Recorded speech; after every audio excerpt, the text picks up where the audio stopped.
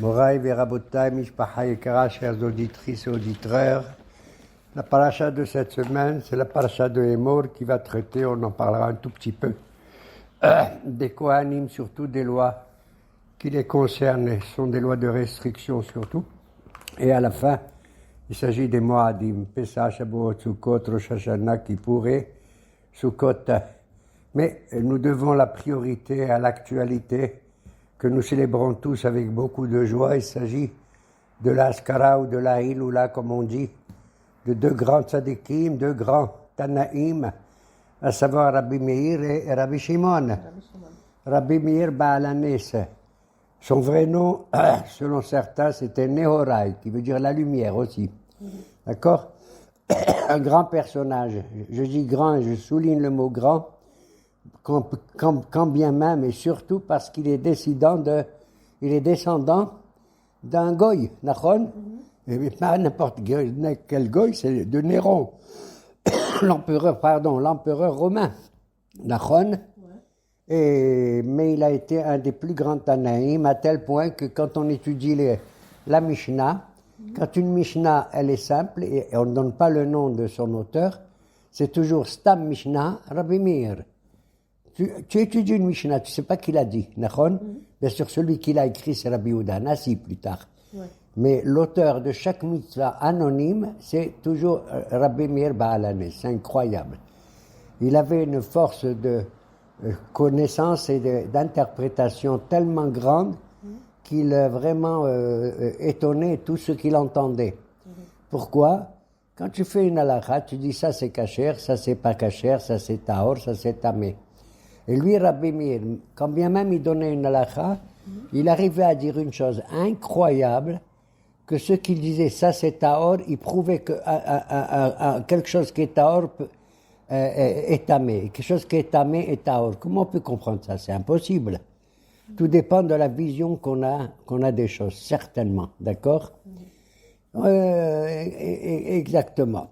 Donc, il avait une grandeur incroyable que personne n'était capable de comprendre son rationalisme ou l'interprétation secrète qu'il avait. Comme on dit, Nichnas Yahin et Asasod. Quand le vin entre, le secret sort. D'ailleurs, la valeur numérique de Yahin, c'est 70 et Sod, c'est aussi 70. Nachon? Concernant Rabbi Meir, qui avait épousé une femme importante, très grande, de connaissance aussi. Elle était célèbre dans la Gemara, elle s'appelait Beruria, Nachon? À tel point qu'un beau jour, Rabbi Meir, il avait des voisins qui étaient vraiment méchants à son égard, qui se comportaient très très mal. Il en avait marre, il a voulu les insulter. Je dirais pas même les maudire peut-être.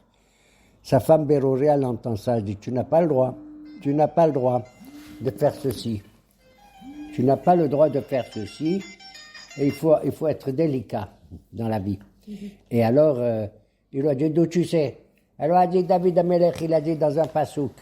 Qu'est-ce qu'il a dit?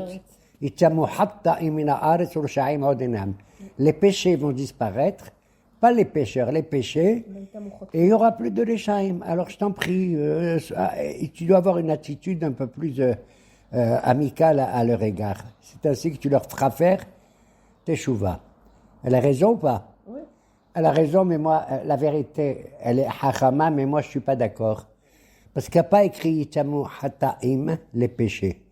Il y a un dagesh dans le tête, ça veut dire Hataim. Et Hataim, ça veut dire les pécheurs. D'accord? Peu importe, l'essentiel c'est qu'elle avait une bonne intention pour ramener les gens. Comme on dit, il faut, comme Aaron et Cohen, les karev et ta rechukim. Ohev shalom, rodef shalom, ohev et ta beriot mecharban la Torah. Voilà, comme ça. Elle avait un jour, cette Beruria avait une sœur qui était dans un endroit pas très cachère, comme on dit, et elle a demandé à son mari, je t'en prie, va essayer de la sauver, de la sortir de là-bas. Il est allé, Rabbi Meir, il a vu le gardien, il dit, je t'en prie, libère cette femme-là, X. Il lui a dit, je peux pas. Il lui a dit, libère. Il lui a dit, si je la libère, ils vont me tuer. Il leur a dit, je te donne de l'argent, tu auras de l'argent. Il dit, alors l'argent, ça va me sauver, ils vont me tuer. Il leur a dit, n'aie pas peur, ils vont rien te faire.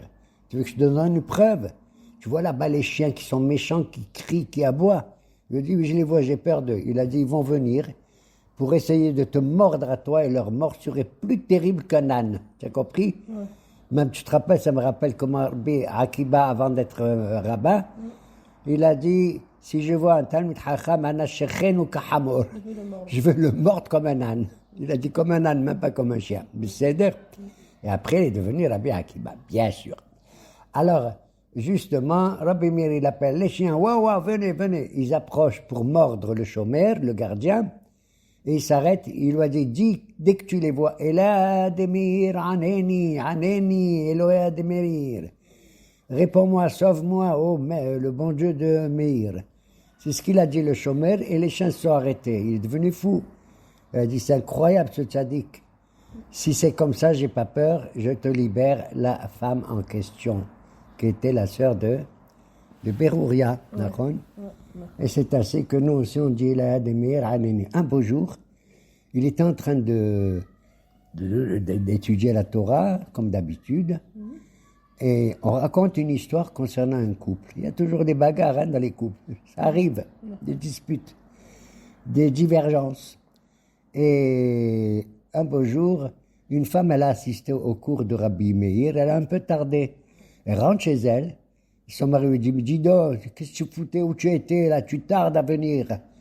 Elle lui a dit, mais j'étais au cours de Rabbi Meir, j'étais en cours de Torah.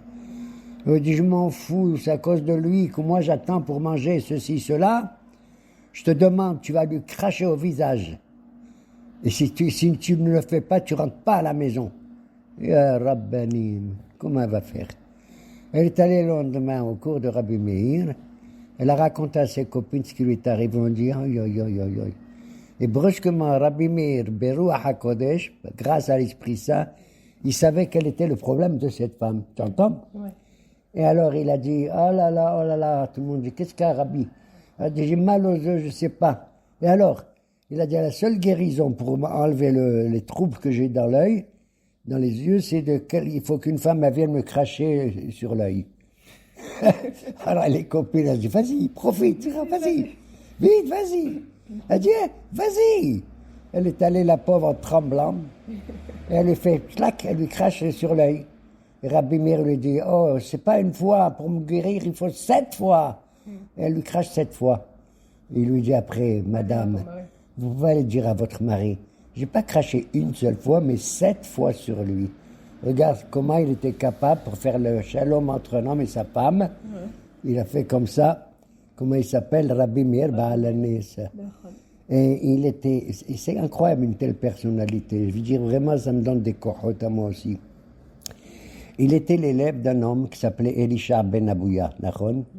Et cet Elisha ben Abouya, il est né, il y avait des rabbins qui ont assisté à sa naissance. Abouya, il a donné naissance à un fils qui s'appelle Elisha. Et ce jour-là, il y avait des rabbins qui étudiaient la Torah et il a vu quoi? Du feu, il a vu de la lumière pendant qu'ils étudiaient la Torah. À la Brit Mila de ce petit Elisha. Il a dit, wow, comment ça se fait? Il a dit, c'est la Torah. Il a dit, alors c'est comme ça. Moi aussi, je veux que mon fils il soit un grand tzaddik et qu'il ait la lumière quand il étudie la Torah. Mais lui, il a fait ça pour avoir le salaire, le sachar de l'étude, le kavod. Et malheureusement, au lieu d'avoir le kavod, il a eu le contraire. C'est vrai que ce petit Elisha a grandi, il est devenu un très grand Talmid Chacham, mais à la fin, il est sorti du chemin droit de la Torah. Et il était en même temps, à l'époque, il était le maître de qui? De Rabbi Meir. À tel point que les gens, ils ont dit, qu'est-ce que c'est ça? Il suit ce personnage et tout. Et Rabbi Meir était fidèle à cet homme-là. Un beau jour, il a vu qu'il était sur un cheval en plein Shabbat, au moment où il donnait la Torah à Rabbi Meir. D'accord? Il a abandonné tous les gens avec qui il étudiait la Torah pour suivre son ancien maître ou son maître actuel, peu importe. Ils ont une conversation importante, on la voit dans la Gemara de Hagiga, peu importe. Et à chaque fois, on voit comment Elisha ben Abouya donnait des réponses merveilleuses aux questions qu'il y avait sur le Talmud. Et alors Rabbi Meir lui a dit, Hazor bitchouva, reviens, fais tchouva, mon maître, fais tchouva. Il lui a dit, je veux bien, mais le bon Dieu, il veut pas. Il dit, d'où tu sais? J'ai dit, j'ai entendu une voix céleste qui dit, Hazro, Chouvo, Banim, Chouvavim, Haoutz, Mi Aher. Vous pouvez tous faire tchouva sauf Aher. Qui c'est Aher? L'autre, l'autre, l'autre. C'est pas beau de dire. Bah. L'autre, c'est moi, il lui a dit. Tu vois, je pourrais jamais faire. Et quand il est mort, Elisha Ben Abouya, il y avait un feu sur sa tombe. Et Rabbi Meir, il a toujours maintenu son amour vis-à-vis de cet homme-là. Et il a fait des prières pour enlever le feu qu'il y avait sur la tombe de Elisha Ben Abouya. Et le deuxième, c'est Rabbi Shimon, qu'on a bientôt. Oui, il y a d'autres histoires sur Rabbi Meir, mais on s'arrête là. On dira un mot quand même pendant la même semaine, c'est jeudi soir cette année, que c'est la fête de, comment il s'appelle? Rabbi Shimon. Un personnage étonnant, incroyable, mais vrai. On lui doit l'interprétation la plus profonde de la Torah à travers le Zohar. Comme ils disent nos Hachamim, Izzaharu bedibrechem. Izzaharu, tu peux dire faites attention, ça veut dire étudier avec le Zohar, Izzaharu, Zohar.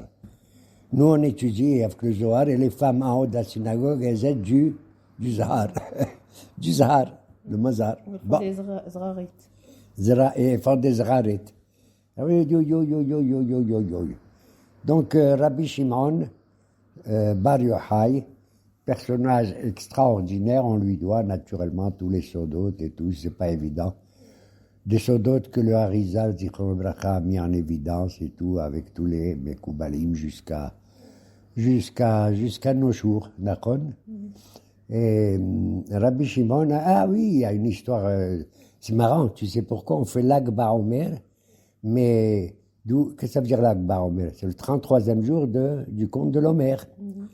Or, si tu veux étudier sur Rabbi Shimon, tu prends la 33e page de la Gemara de Shabbat. Shabbat Lamed Gimel. D'accord?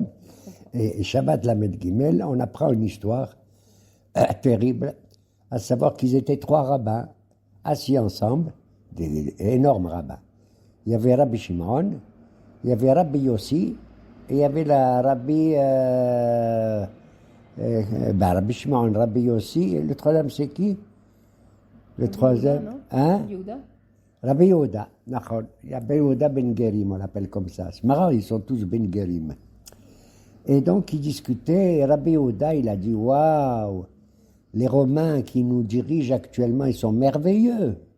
Ils développent le progrès social et la technologie. Ils ont dit quoi? Ils développent le pays, on en profite. Qu'est-ce qu'ils ont fait? Ils ont fait des ponts pour traverser les rivières. Ils ont fait des places et des rues merveilleuses pour les marchés. Et ils ont fait des bains, des hammams, pour nous laver, être propres et tout. Quand il a entendu ça, Rabbi Shimon, il a dit, waouh, ça va pas, Rabbi Yehuda. S'ils ont fait tout ça, c'est pour leur bien à eux. S'ils ont fait des ponts, c'est pour faire payer les gens qui les traversent, la douane. S'ils ont fait des chouks et des marchés, c'est pour gagner de l'argent. Et s'ils ont fait des bains, c'est pas pour nous, c'est pour eux-mêmes. D'accord? C'est pour l'intérêt personnel. Ils ont dit ça. Et le troisième, Rabbi aussi, il n'a pas ouvert la bouche, ni en bien ni en mal. Ni en bien ni en mal. Ce Rabbi Yehuda, il a raconté ça à sa femme, à ses copains et tout, ce qui s'est passé entre eux. Et la nouvelle, elle s'est ébruitée. Et les Romains, ils ont appris que Rabbi Shimon a dit du mal de l'autorité romaine. Et ils ont dit, on va décider de le tuer. Qu'est-ce qu'il a fait? Rabbi Shimon, il a eu peur. Il est allé se cacher dans un Beth Midrash avec son fils Rabbi Lazar. Mais à un certain moment, il a dit, oh là là, Rabbi Lazar a dit à son père, mais papa, si les Romains ils viennent faire des supplices à maman, à ta femme, elle risque de leur dire où on est. Et alors ils vont nous trouver, vont nous tuer. Viens, on s'en va ailleurs. Et ils sont allés, ils se sont cachés dans une grotte, dans une mehara, à Pisouhin, je ne sais pas comment ça s'appelle déjà, l'endroit. Et ils sont cachés. Vers Méron, non? Je ne sais pas si c'est vers Méron. J'oublie même le nom, tu vois, ma tête, où elle est, où je suis. Et donc, Pisouhi. Bon. Et ils sont restés là-bas. Ils avaient que des vêtements pour pas les abîmer. Qu'est-ce qu'ils faisaient? Ils s'enterraient dans la terre, dans le sable. Et à chaque fois qu'ils voulaient prier, ils sortaient du sable pour mettre leurs vêtements. C'est combien de temps ça a duré? 12 ans.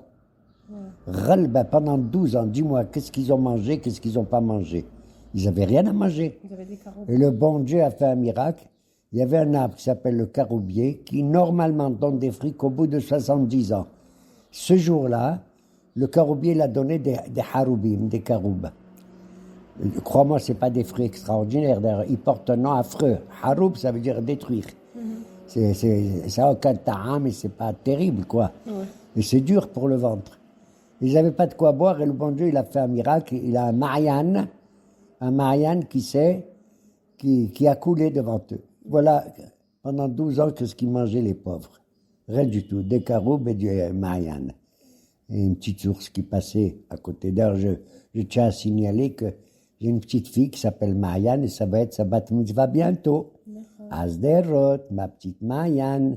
Elle va faire une belle racha. Tu vois, les filles font à 12 ans et un jour. Nous, les garçons, on fait à 13 ans et un jour. Pourquoi?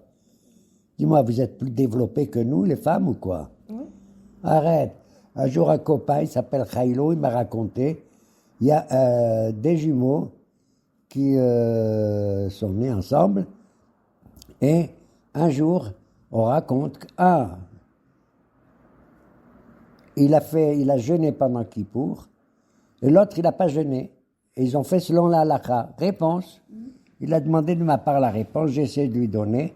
Tu sais quelle est la réponse? C'est des jumeaux, une était un garçon, l'autre c'était une fille. La fille, étant donné qu'elle est déjà hayavet ba mitzvot à l'âge de 12 ans un jour, elle était obligée de jeûner.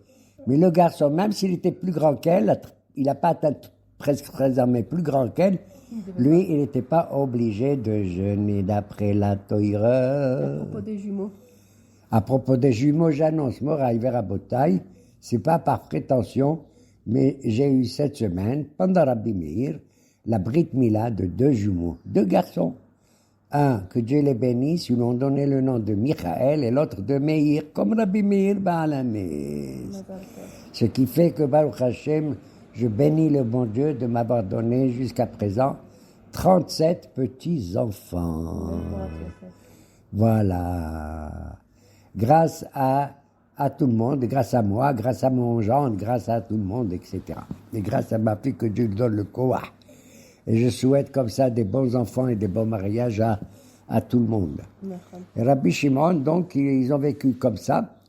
Ils sont sortis, pourquoi ils sont sortis au bout de 12 ans, Léon avait dit, vous pouvez sortir, vous pouvez sortir. Ils sont sortis, et en sortant, ils ont vu un type qui travaillait, qui labourait la terre. Ils ont dit, quoi? Nous, on étudie la Torah, et lui, il travaille. C'est pas possible. Ils jetaient leurs yeux, Barminan le brûlait. C'est une manière de parler.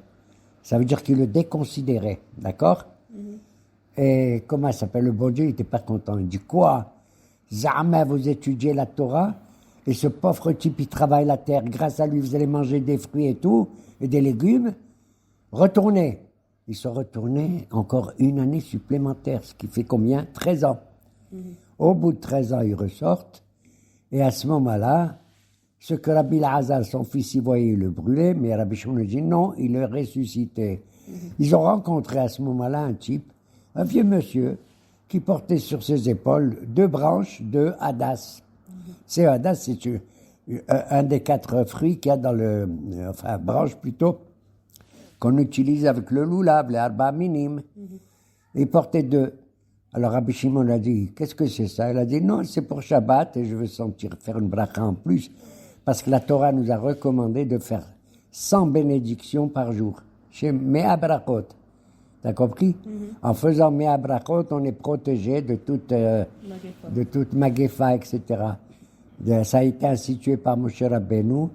Et ça avait été oublié du temps de David, à tel point que Barminan, du temps de David, le pauvre, a eu 100 morts par jour à cause de ça.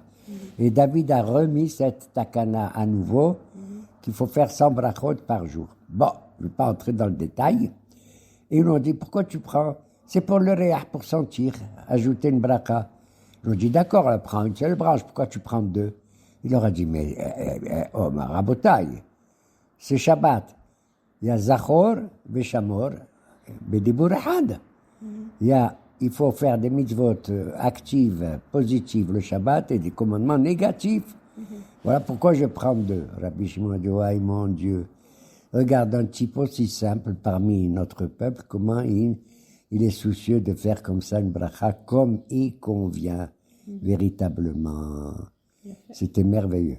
À tel point, quand ils sont sortis, qu'est-ce qu'il a fait Rabbi Shimon?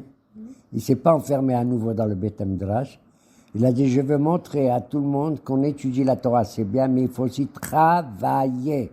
Je veux travailler, faire quelque chose d'important. Qu'est-ce que tu veux faire? Ils ont dit à Tibériade, tu sais, là-bas, il y a un endroit, un terrain où il y a des gens qui sont enterrés et tout, mais on ne sait pas où.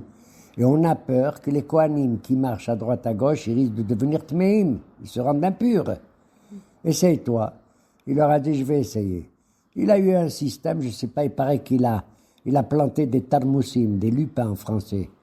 Et là où ils sortent, il a vu que il y avait des tombes. D'accord?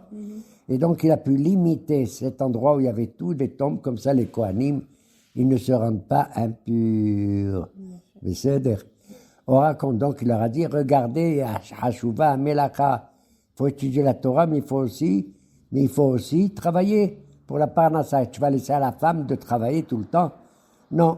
Et c'est pareil, quand on a des problèmes, il faut aller aussi avec les soldats, que Dieu les bénisse, pour nous aider à nous défendre de tous nos ennemis qui ont de la haine et de la violence à notre égard. D'accord?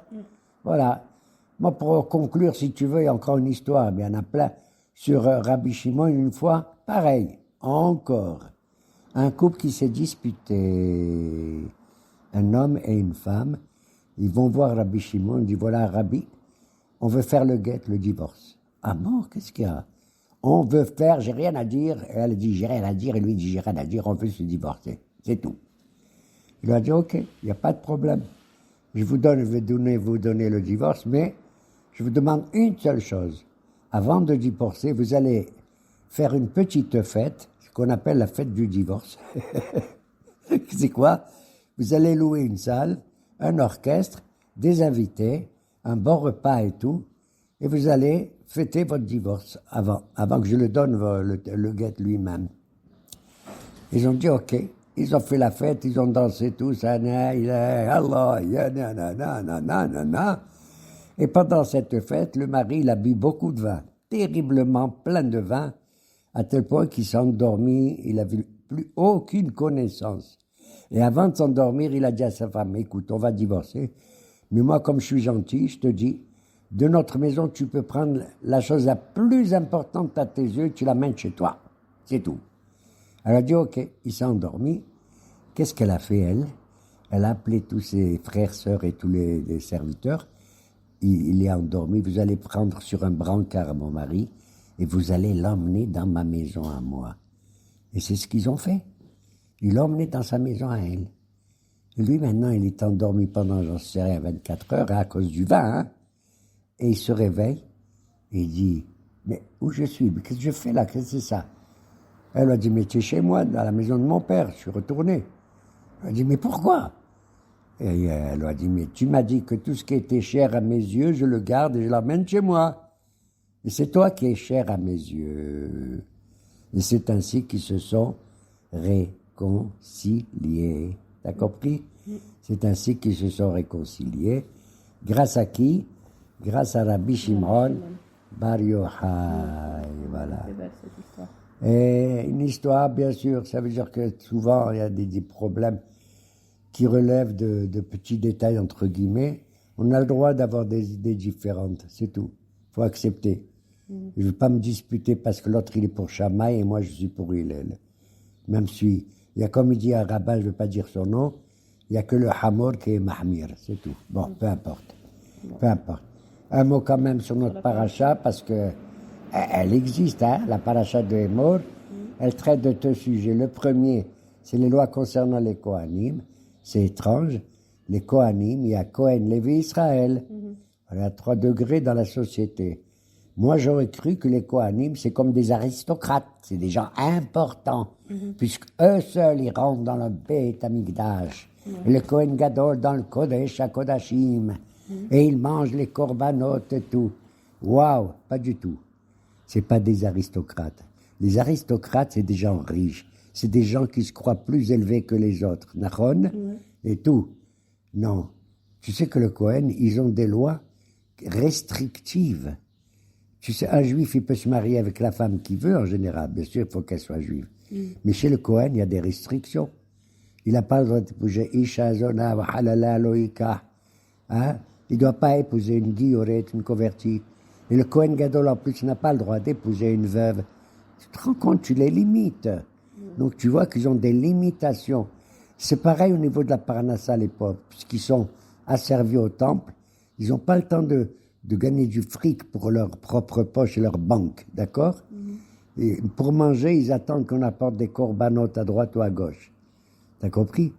Et c'est pareil que Dieu nous préserve pour le deuil. Quand quelqu'un il est en deuil, ben il est en deuil. Et il peut se rentamer pour n'importe qui. Même pour un copain, même pour un voisin, même pour... Mais un Cohen, il n'a pas le droit. Il n'a pas le droit de se rentamer, même pas de rentrer dans un cimetière, d'accord? Il peut se mettre à 4 pas d'une tombe, mais il n'a pas le droit, le Cohen. Il a un seul droit, c'est d'être tamé, non, mais encore, de se rendre plus ou moins Havel pour Lo Aleinu, son père, sa mère, sa femme, son fils, sa fille, et voilà, d'accord? Rien que pour cette personne en général.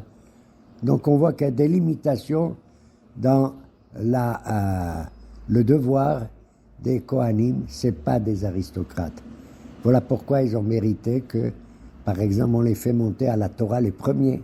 À la Torah, tu fais monter un Kohen d'abord, d'accord? Après Lévi, après Israël. Si tu fais le Birkat Amazon, tu vas honorer d'abord, s'il y a un type qui s'appelle Cohen, un Cohen d'abord. Et c'est normal de leur rendre cet honneur, étant donné qu'ils sont les représentants, les ambassadeurs de la Kedusha à l'intérieur du Beth Amikdash. Après eux, il vient le Lévi. Et le Lévi est merveilleux aussi. C'est la 2e degré. Eux, ils participent à une certaine Kedusha. Ils étaient sur les degrés des marches qui entre le temple et la Hazrat Anashim, d'accord? La cour où il y avait les femmes. Et c'est là-bas qu'ils se mettaient debout, ils faisaient un orchestre. Ils jouaient des instruments, la guitare, le luth, etc., la harpe, tambourin, tout ça. Et ils chantaient aussi. Ils devaient avoir une belle voix, d'accord? Ils mettaient 5 ans pour apprendre tous leurs devoirs, les Lévi'im, d'accord? Eux aussi, les pauvres, ils avaient le droit d'avoir la Terouma et le Maaser Rishon, d'accord? La première dîme. Et la 3e catégorie, c'est nous tous, c'est Israël. Il arrivera un temps, Be'ezrat Hashem. Ah, toi, tu me dis qu'il y a les Kohanim, les Lévi Israël. Alors, on n'est que des Israël, nous, c'est tout? Non. Plus tard, les Hatid, là-bas, Akadosh Baruch Hu, il a écrit noir sur blanc dans la Torah, Ve'atem tihiuli mamlechet Kohanim ve'goy kadosh. Vous serez tous, même les Marocains, même les Algériens et même les Ashkenazim, vous serez tous des mamlechet Kohanim, un royaume de prêtres. De prêtres pour qui? Si on est tous des prêtres, pour qu'on est? Ben pour les nations du monde. Mamlechet Kohanim ve'goy kadosh, une nation sainte. Et c'est ce qui arrivera, Be'ezrat Hashem, que nous, Am Israël, on deviendra les prêtres vraiment de toutes les nations du monde, comme il a dit à Abraham, Venibrechu becha kol mishpechot Adama. Hazak ou Baruch.